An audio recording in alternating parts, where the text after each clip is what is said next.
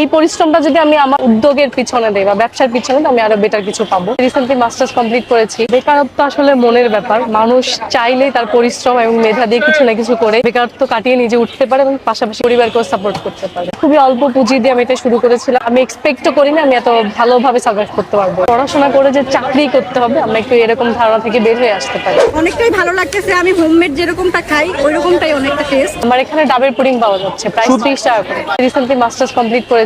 বেশ কয়েক জায়গায় চাকরির জন্য দৌড়াদৌড়ি করেছি। দৌড়াদৌড়ি করতে গিয়ে আমার যেটা ফিল করলাম, নিজে কিছু করলে আমি আরো বেটার, এই পরিশ্রমটা যদি আমি আমার উদ্যোগের পিছনে দেই বা ব্যবসার পিছনে, আমি আরো বেটার কিছু পাবো। তো সেই চিন্তা থেকে এটা নিয়ে আসা। ফুডের প্রতি আমার সবসময় একটা উইকনেস ছিল, রান্না বান্নার প্রতি। সেখান থেকে এই ফুড আইটেম নিয়ে ব্যবসা করার চিন্তাটা আমার মাথায় এসছে। খুবই অল্প পুঁজি দিয়ে আমি এটা শুরু করেছিলাম।